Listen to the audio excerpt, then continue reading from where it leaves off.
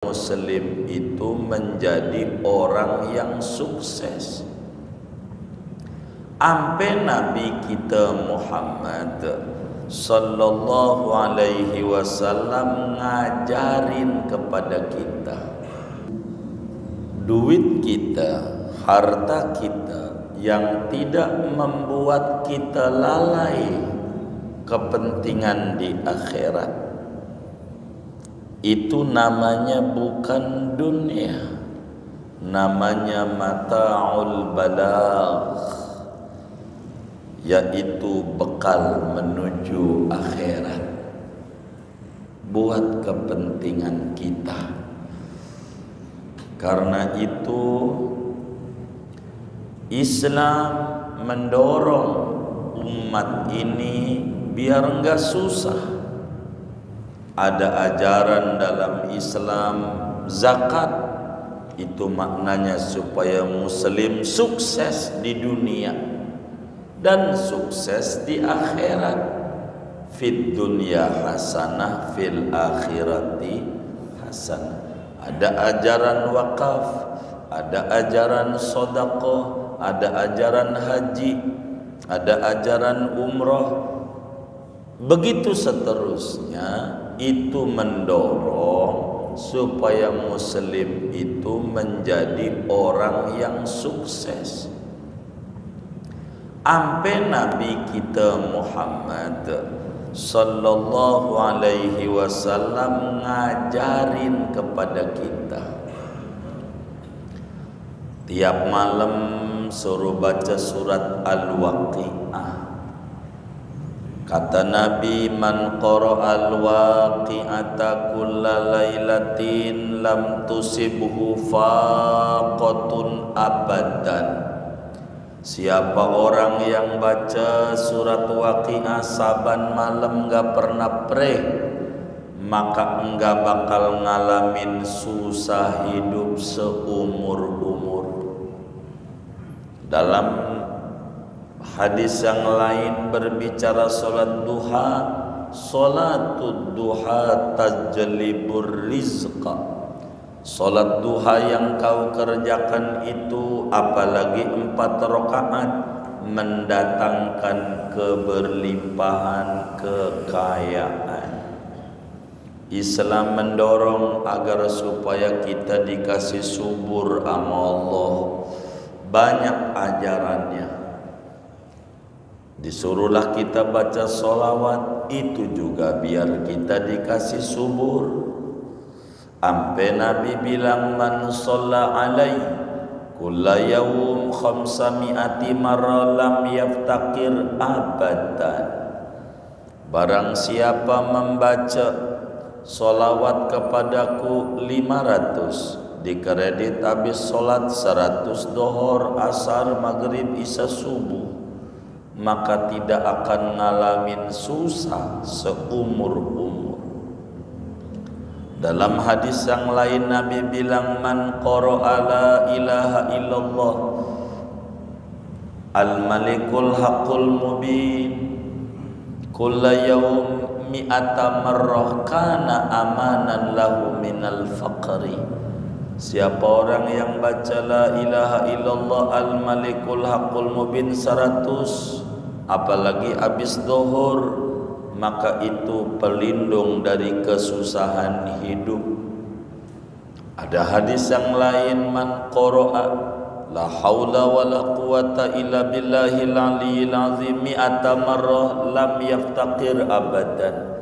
Siapa yang baca la haula wala quwata illa billah 100 kali, lebih-lebih ba'da asar, maka tidak ngalamin susah seumur-umur. Maknanya muslim didorong oleh agama supaya menjadi orang yang sukses, diberi kesuburan.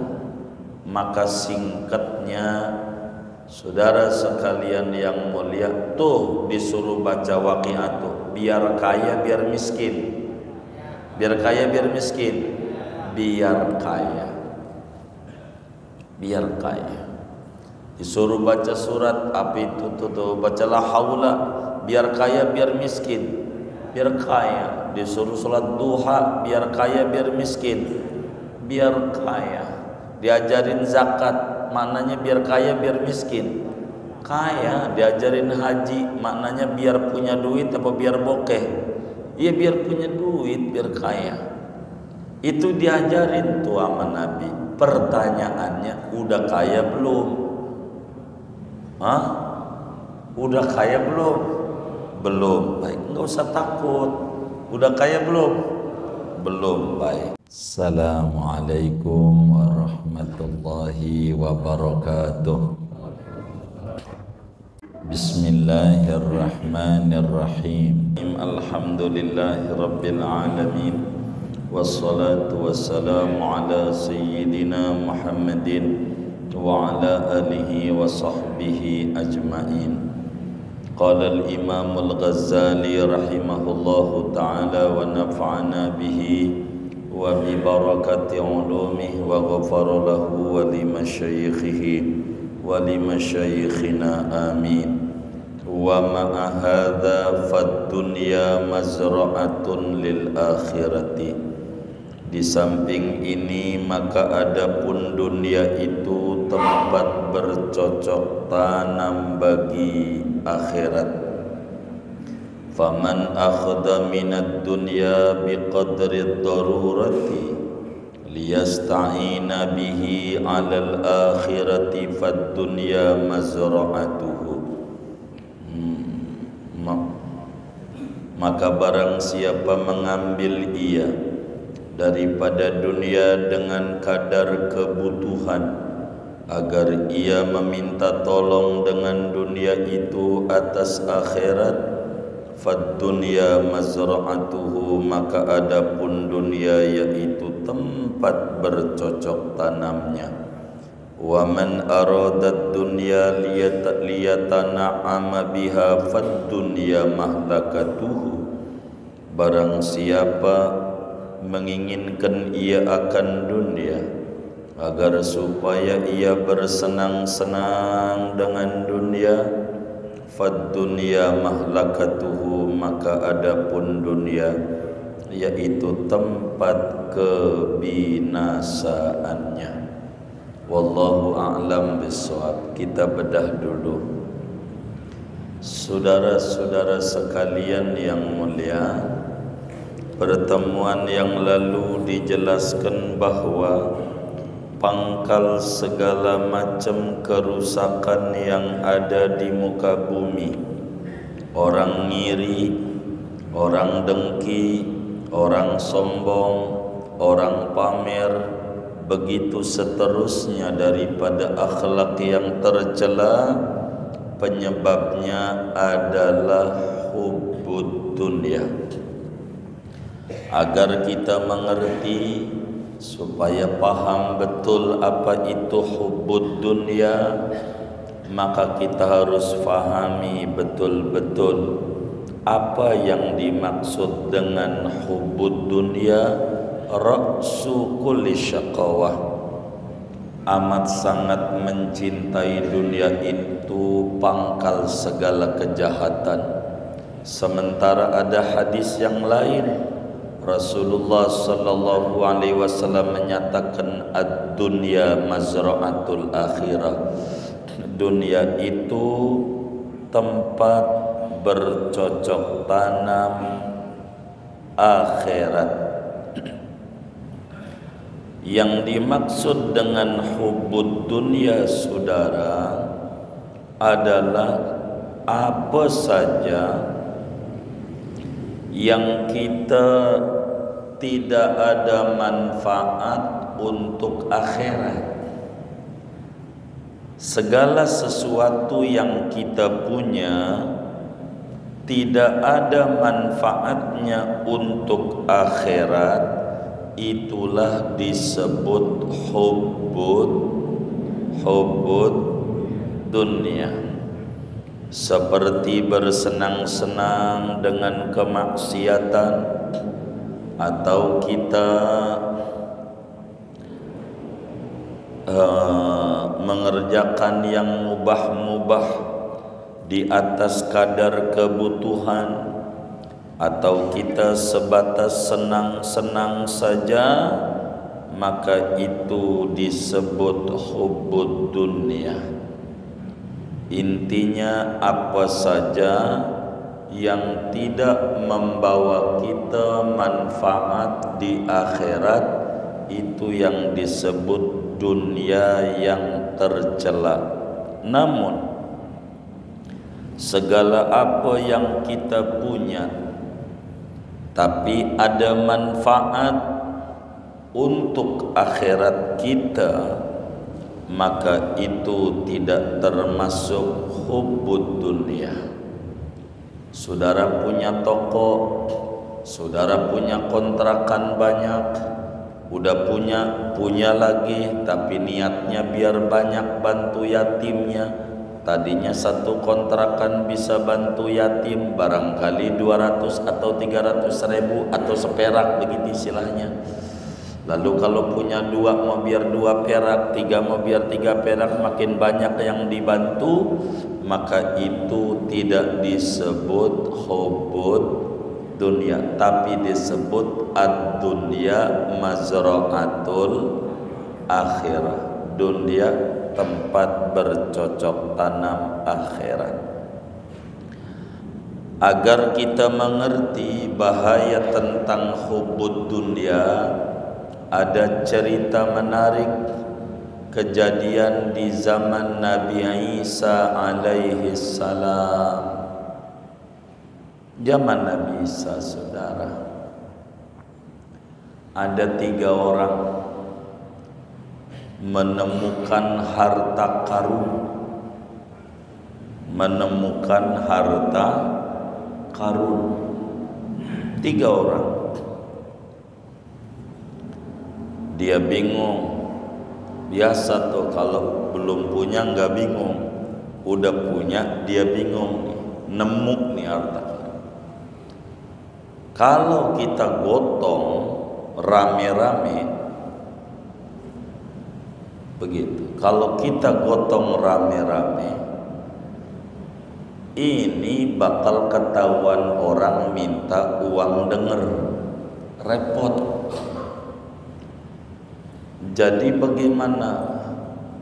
Bersepakatlah orang 3 ini, karena memang perutnya lapar, suruh turun ke kampung beli nasi. Kalau kita 3-3-nya turun, repot ketahuan orang, kudu salah satu. Ayo beli nasi, kita lapar. Maka bersepakatlah 3 orang, 1 orang yang turun untuk beli nasi. Lalu kemudian dia beli nasi, turun. Ya, orang Betawi nasi uduk semur jengkol.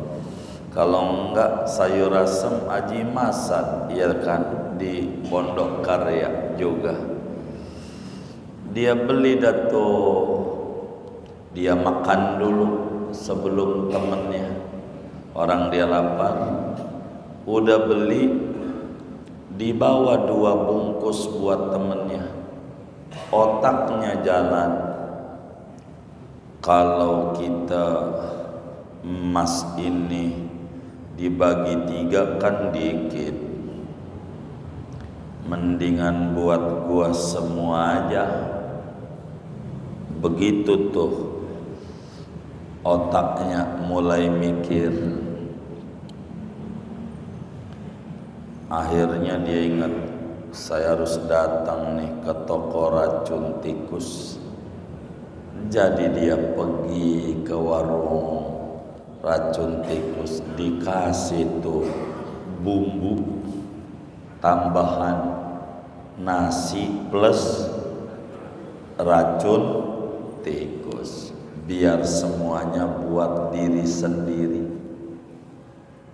Udah dibawa ke atas gunung, di mana temennya nungguin. Yang 2 ini juga ngobrol berdua. Kata yang 2 ini, kalau kita bagi 3 ama bagi 2, kan gedean bagi 2 ya, begitu. Iya juga sih. Kalau bagi 3 dikitan, kalau bagi 2 kan banyakan. Jadi gimana? Lu duduk aja di sini, gua ngumpet, dia datang, gua getok, kan mati. Kalau dia mati, kita bisa bagi 2. Kata temannya, ide yang bagus, biar kita banyakkan. Dia datang untuk ke gunung, orang itu bener. Tanya teman, mana teman kita? Kok lu sendiri? Dia lagi ke belakang katanya, kebelet pengen pipis.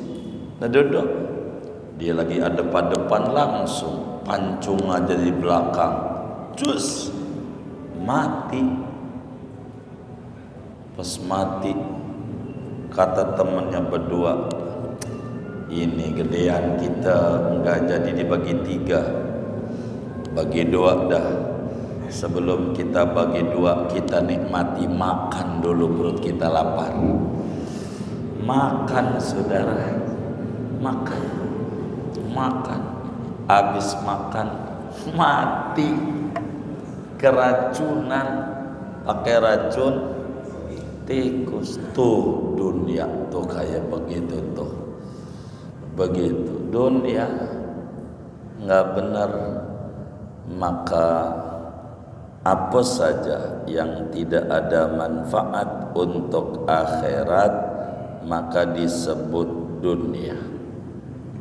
Karena itu kata Sayyidina Sa'id bin Jubair radhiyallahu ta'ala an, yang namanya hubbud dunya itu apa saja yang membuat kita lalai untuk kepentingan kita di akhirat, itu namanya dunia.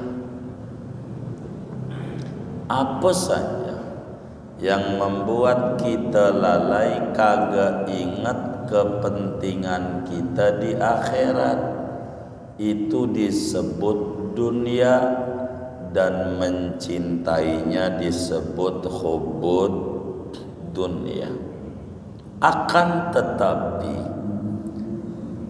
duit kita, harta kita yang tidak membuat kita lalai kepentingan di akhirat, itu namanya bukan dunia, namanya mata'ul balagh, yaitu bekal menuju akhirat buat kepentingan kita. Karena itu Islam mendorong umat ini biar enggak susah. Ada ajaran dalam Islam zakat, itu maknanya supaya muslim sukses di dunia dan sukses di akhirat. Fid dunya hasanah, fil akhirati hasanah. Ada ajaran wakaf, ada ajaran sedekah, ada ajaran haji, ada ajaran umroh, begitu seterusnya. Itu mendorong supaya muslim itu menjadi orang yang sukses. Ampe Nabi kita Muhammad sallallahu alaihi wasallam ngajarin kepada kita, tiap malam suruh baca surat Al-Waqi'ah. Kata Nabi, man qara'a al-waqi'ata kulla lailatin lam tusibhu faqatun abadan. Siapa orang yang baca surat Waqi'ah saban malam gak pernah pray, maka enggak bakal ngalamin susah hidup seumur-umur. Dalam hadis yang lain berbicara salat duha, salatud duha tajlibur rizqa. Salat duha yang kau kerjakan itu, apalagi 4 rakaat, mendatangkan keberlimpahan kekayaan. Islam mendorong agar supaya kita dikasih subur sama Allah, banyak ajarannya.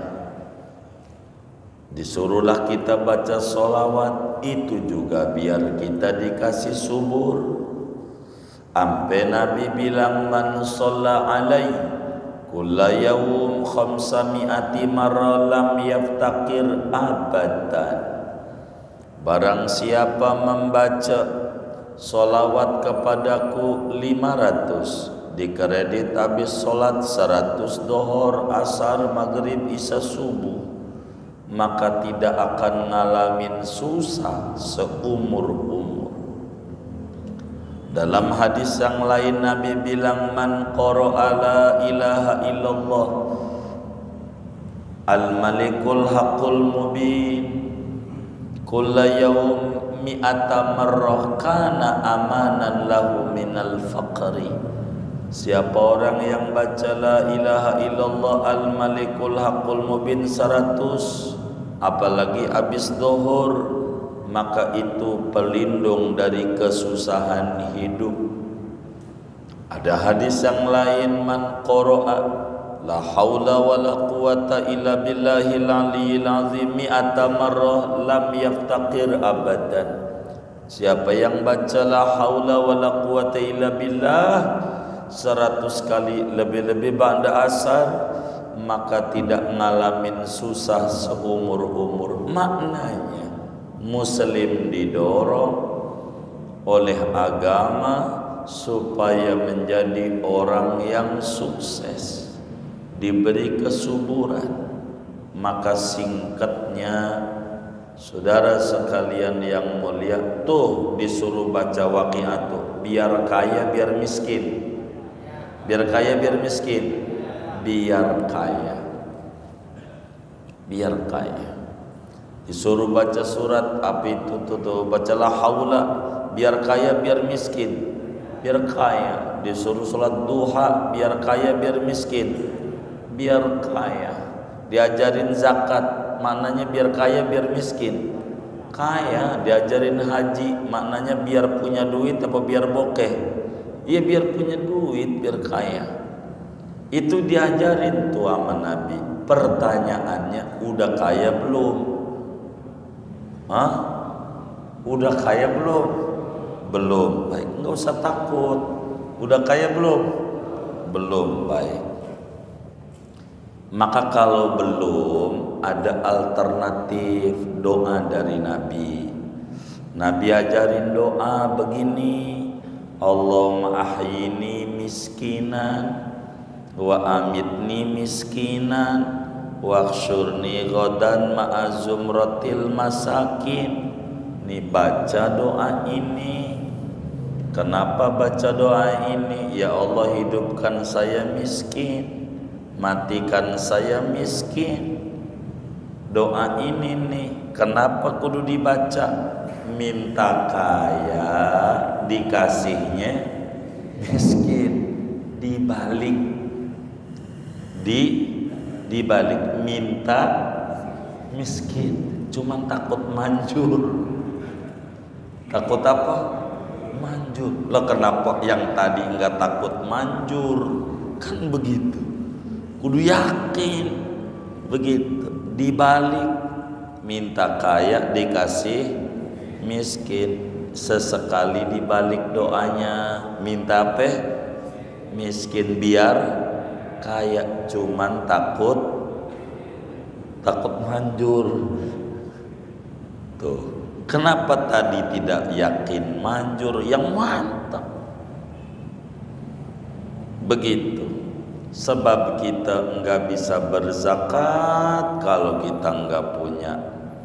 Kita enggak bisa haji umroh kalau kita enggak punya. Ada yang enggak punya bisa haji, ada, jarang begitu, tapi ada, jangan jadi ukuran. Karena itu kata Nabi, ni'mal aunu ala ta'atillah al-mal. Sebaik-baiknya penolong untuk taat kepada Allah harta. Begitu itu Nabi. Dalam hadis yang lain, ni'mal aunu ala taqwa ad-dunya. Sebaik-baik penolong untuk takwa dunia. Singkatnya saudara, dunia itu apa saja yang menyebabkan kita jauh dengan Allah. Tadinya kita bujangan, rajin ibadah. Pas punya bini kagak ibadah-ibadah, tuh bini namanya dunia.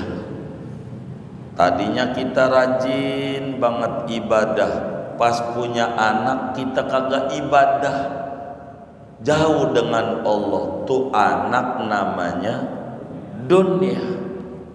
Tadinya kita rajin ngaji, pas punya motor borong ngaji, ngetrek mulu di sektor 7. Yang kayak begitu tuh motor namanya dunia. Apa saja yang membuat kita lalai dengan Allah, membuat kita jauh dari Allah, itu dunia. Tapi kata Imam Ghazali, meski begitu Nabi sallallahu alaihi wasallam bersabda, ad-dunya mazra'atul akhirah. Dunia ini kata Nabi tempat bercocok tanam akhirat. Artinya nanamnya di sini, panennya di akhirat. Nanamnya di dunia, yang kita kerjakan semuanya tanaman. Kita sedekah, kita zakat, kita apa aja, itu semuanya tanaman. Nanti panennya di akhirat. Andai dengan kita berbuat baik, lalu kemudian kita dikasih subur sama Allah, maka bonus bukan balasan, gaji tetap di akhirat. Sebab dunia tempat bercocok tanam akhirat. Karena itu saudara, anak, istri, duit, motor, mobil, pangkat, jabatan, rumah, atau apa saja, sejatinya tidak dicela oleh agama secara zatnya. Anak secara zatnya enggak dicela, istri secara zatnya enggak dicela, duit mau banyak kayak apa secara zatnya enggak dicela. Begitu seterusnya, jabatan tidak dicela. Dicelanya pada menfungsikannya ke jalan yang membuat jauh dengan Allah. Coba direnungi betapa Nabi dalam hadis yang sahih menyatakan, idza mata ibnu Adam in qata amalu illa min salas, di antaranya waladin solihin yad'ulah. Bila manusia mati udah nggak bisa ibadah, putus aktivitasnya. Yang tadinya sholat nggak bisa sholat, yang tadinya puasa nggak bisa puasa, udah mati. Kecuali 3, salah satunya anak. Kalau punya anak yang soleh, itu untung dia. Berarti anak yang soleh bukan dunia. Inilah mazra'atul akhirah. Kalau kita punya anak yang soleh, enak. Kita mati dia ngaji, kayak bapak-bapak nih pada ngaji, orang tuanya meninggal dunia, udah dikubur, nyengir, senyum, ya Allah, enggak sia-sia gue mati.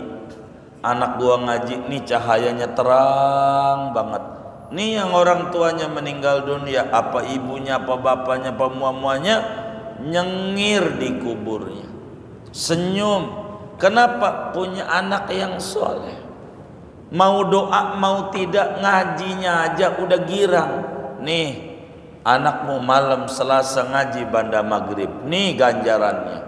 Kenapa? Karena kita hasil usaha dia malam-malam. Jadilah kita, maka apa yang kita lakukan akan dapat bonus dari Allah. Tuh anak yang soleh begitu. Cuman gak sama ganjarannya. Kadang rada redup, makanannya juga itu orang tua dikubur. Ya Rob, kok ngapa ini rada redup, ganjarannya dikit? Anakmu ngaji mau ngaji tapi ngantuk. Tapi ya dikit, orang ngantuk kan redup, bener nggak? Maka redup juga begitu. Jadi kita harus semangat ngaji begitu. Istri, kata Nabi, apa saja yang kau infakkan di jalan Allah semuanya dapat ganjaran, termasuk duit makanan yang dimakan oleh bini kita. Ganjaran gede. Makin gede ngasih bini, makin gede ganjaran di mata Allah. Kasih yang gede. Begitu. Saudara punya duit banyak, beliin kalung segede rantai kapal feri. Bener nggak? Gitu. Gitu. Begitu. Enggak ada yang namanya laki pengen menyengsarakan bini, enggak ada. Cuman belum ketemu jalannya doang. Pengen kayak orang-orang tuh bagi duit sama bininya sehari 5 juta, 10 juta, pengen. Cuman belum ketemu. Baru dapatnya 20.000, 50.000, udah bini syukuri aja, doain lakinya, jangan disumpahin. Tuh mau disumpahin, po, aduh laki gua geblek banget, geblek. Ya Allah, geblek tuh bahasa Betawi parah. Itu rajanya goblok, goblok aja udah jelek. Nah di atas goblok ini geblek, saudara. Begitu, itu parah. Enggak digeblek-geblek aja udah susah dia dagangnya. Ditambah sama bininya dikata geblek, ya tambah susah. Ampe ngebit aja kalah mulu. Gojeknya ngebit. Ini tangan sialan, sialan dikata. Tuh begitu, gara-gara digeblek-geblekin tuh dia ama punya bini. Cuman tuh perempuan gak sadar lakinya dikata geblek. Lah malam dia tidur tuh ama orang geblek. Lah kalau yang tidur ama orang geblek, orang ya bininya geblek juga. Jadi tambah payah. Enggak boleh. Apa yang kita kasih bini itu ganjaran besar. Gede ganjarannya. Beneran. Jangan pelit-pelit ngasih bini. Kasih yang gede. Begitu. Biar girang dia. Dia udah nyuciin baju kita, nganterin anak kita sekolah. Kasih yang rada gedean. Nih mah. Nih. Begitu. Kasih yang kayak begitu. Kasih. Tapi ingat, dalam ngamalin ajaran agama itu kudu sabar. Enggak bisa agama ini enggak sabar. Kalau saudara pulang dari ngaji langsung aja kasih duit sama bini, nih mah kasih 5 juta. Udah bininya bakal nyap-nyap. Pasti ada maunya nih. Seumur-umur enggak pernah nih ngasih duit kayak gini nih. Sekarang aja ngasih, pasti lu mau kawin lagi. Tuh salah lagi. Ngamalin ajaran agama tuh begitu, saudara. Kudu sabar. Ngamalin ajaran agama tuh nggak bisa. Ente ngucapin salam, Nabi kasih sama sahabat nih, hebat Nabi. Ada sahabat mukanya kusut, gitu dekil, kucel, kumel, nggak menarik tampangnya. Ampe dibilang ente ini nampaknya sufi. Bener, sulit finansial. Apaan? Sufi. Iya, begitu. Kata dia, bener Nabi, payah banget kayaknya duit nih sama gua musuhan. Musuhan, kayaknya gedek banget sama gua. Susah. Kata Nabi, kalau kau pengen dikasih subur, masuk rumah pakai kaki kanan, keluar rumah kaki kiri. Baca salam kepadaku dulu. Salam, baca begitu. Assalamu alayka ayyuhan nabiyyu wa rahmatullahi wa barakatuh. Baca salam sama Nabi. Atau salamnya begini, as-salatu wassalamu bi adadi ma fi ilmillah alayka wa ala alika ya sayyidi ya Rasulullah aghithni sari'an bi izzatillah. Terserah. Dah yang gampang aja, assalamu alayka ayyuhan nabiyyu wa rahmatullah wa barakatuh. Ke kanan begitu, assalamu alayna wa ala ibadillahis sholihin. Salam dah sama bini, tok assalamualaikum, begitu salam begitu. Atau dibalik, salam dulu assalamualaikum, baru assalamualaikum ya nabiyyu, silahkan. Habis itu baca surat kulhu sekali, jangan tinggal ya, begitu kata Nabi.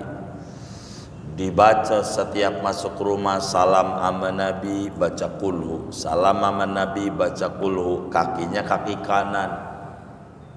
Enggak berapa lama lagi orang ini udah gagah, jalannya juga udah tegak, yang tadinya miring-miring. Berarti udah apa tuh? Udah subur ya, udah punya duit ya. Tuh, Nabi ajari.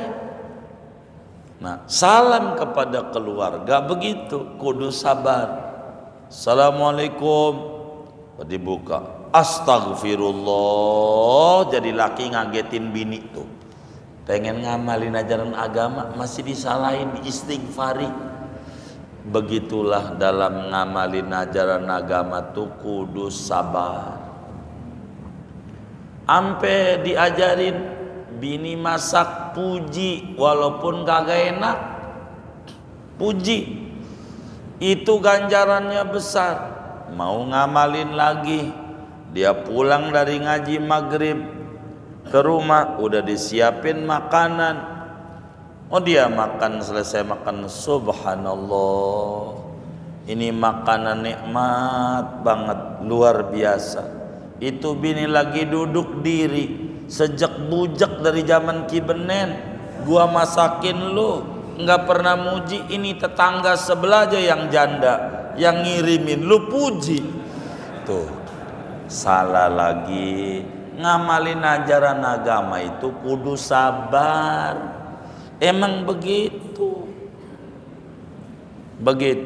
Bini kalau dia solehah bukan dunia tapi akhirat. Kalau dia solehah akhirat, bukan dunia. Begitu juga motor, mobil, rumah. Kalau kemudian saudara punya motor, tambah rajin ibadahnya, bukan dunia.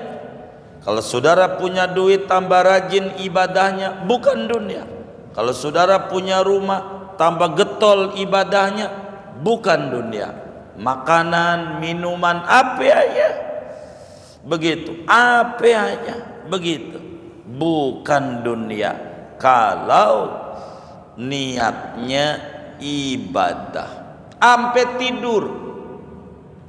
Sayyidina Mu'ad bin Jabal, sahabat Nabi, beliau bilang begini. Kata Sayyidina Mu'ad bin Jabal, arju fi naumati ma arju fi qaumati. Sedang Mu'adz bin Jabal itu tidur begadang. Ketika tidur orang kata tidur mulu, bukan. Saya berharap ganjaran dengan tidur ini seperti mana saya berharap ganjaran dengan meleknya saya. Ketika mau mengistirahatkan badan, dia niat malamnya, ya Rabb, badan ada haknya untuk istirahat, maka malam ini saya mau tidur mengistirahatkan badan sesuai dengan perintah Nabi-Mu. Beri ganjaran kepada saya dengan tidur saya. Begitu, makin ngorok makin gede ganjarannya. Ngiler lebih banyak lagi banjirnya.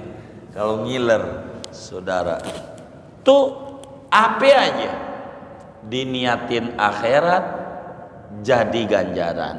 Karena itu kata Imam Ghazali, faman akhoda minad dunya biqadri darurah yasta'inu biha alal akhirah fad dunya mazra'atuhu. Siapa orang ngambil dunia, nyari duit, dagang, kerja apa aja, diambil sesuai kebutuhan untuk membantu keselamatan di akhirat, maka dunia adalah tempat bercocok tanamnya. Begitu, makin kita banyak duit, makin banyak manfaat yang dirasa oleh orang. Begitu. Itu namanya dunia bercocok tanam akhirat. Jadi dunia ini bagaimana kita biar sukses di akhirat, ya dunia. Saudara berbuat baik aja. Dunia. Begitu kata Imam Ghazali, orang dunia tempat bercocok tanam akhirat sesuai kebutuhan. Yang bikin stres hidup sesuai keinginan. Kalau nurutin keinginan gak ada habisnya. Ini yang bikin depresi, ini yang bikin galau, ini yang bikin stres. Keinginan gak ada habisnya, keinginan gak ada habisnya. Maka ada keinginan, di bawahnya ada kebutuhan, di bawahnya ada kemampuan. Ikuti kemampuan pada kebutuhan, jangan pada keinginan. Stres. Kita punya anak, mampunya kita kuliahnya kelas ya sebulan 3 juta, cari kampusnya sebulan 1 semester 3 juta, cari kampus yang semester 3 juta. Jangan yang sekian biar keren, jangan nyari keren, nyari mampu. Begitu, hidup adalah pilihan, enggak apa-apa. Cari sebatas kemampuan, jangan keinginan, stres. Sesuai kemampuan. Kita punya duit 2 juta, bolehlah kita kalau pengen makan daging sapi beli ke pasar 2 juta. Tapi kita punya duit 20 ribu, pengen makan daging sapi, boleh, tapi belinya Royco, rasa daging ya 20 ribu. Yang penting ada rasanya. Lihat orang tua kita dulu di Betawi, duren atu, anak banyak kayak biji tasbih, 33 anaknya. Bagaimana biar cukup? Dia apa namanya, ketan itu loh, ketan tuh. Oh ya kinca, kasih aja kuehnya sedangdang. Yang penting ada rasa-rasa. Tuh orang dulu biar cukup. Begitu, kasih kincanya sama ketan, ketannya yang banyak lah, makan ketannya aja udah kenyang, bener nggak? Begitu. Tuh orang dulu cerdas, dunia. Namun kata Imam Ghazali, wa man arada dunya liyatana'ama biha fad dunya mahlakatuh. Siapa orang yang menginginkan dunia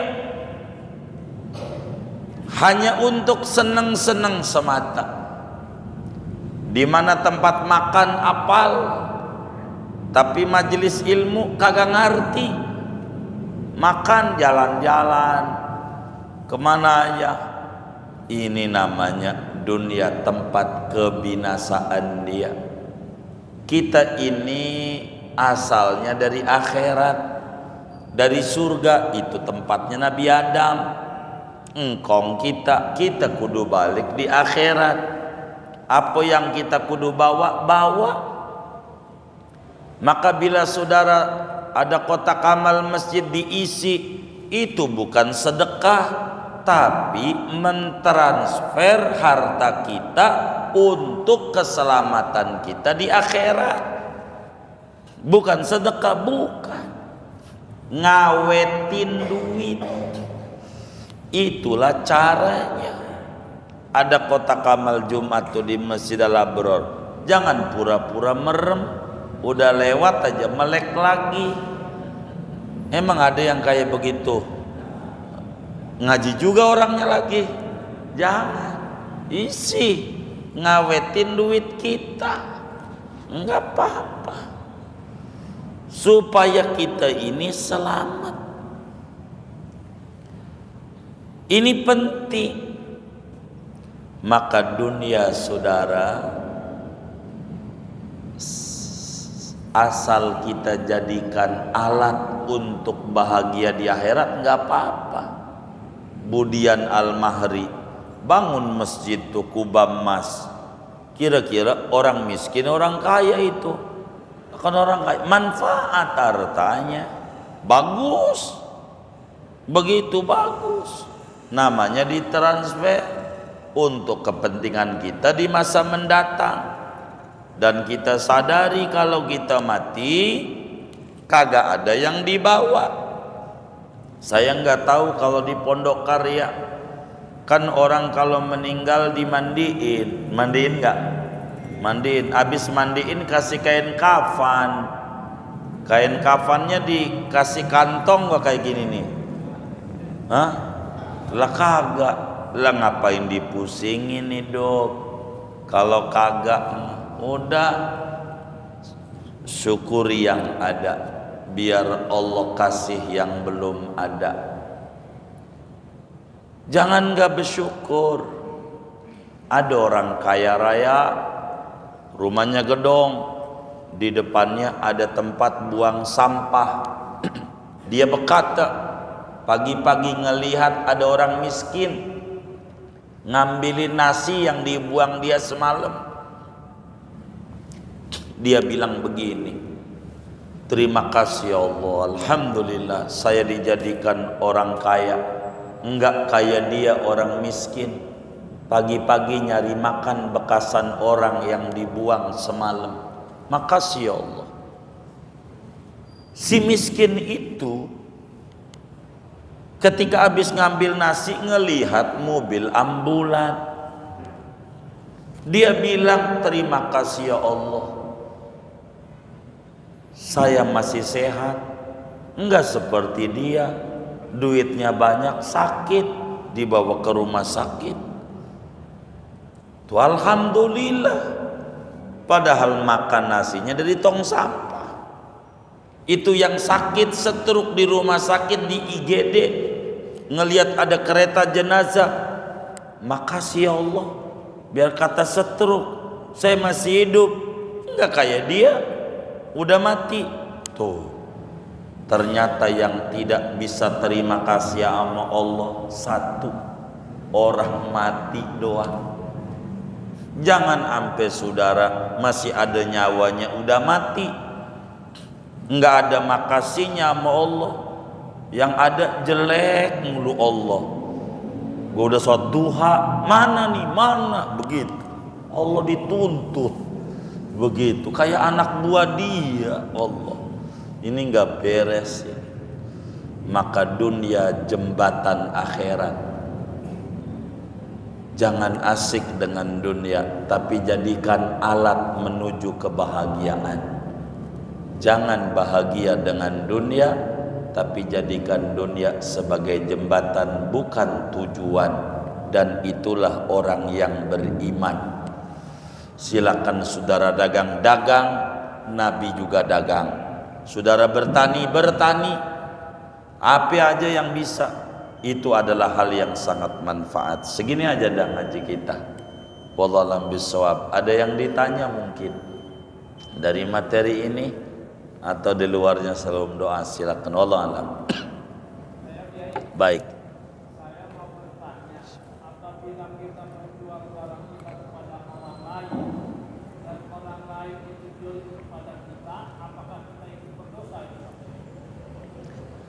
Jadi begini, kalau kita menjual barang kita kepada orang lain, tahu nggak kita bahwa orang lain itu niat belinya untuk zalim?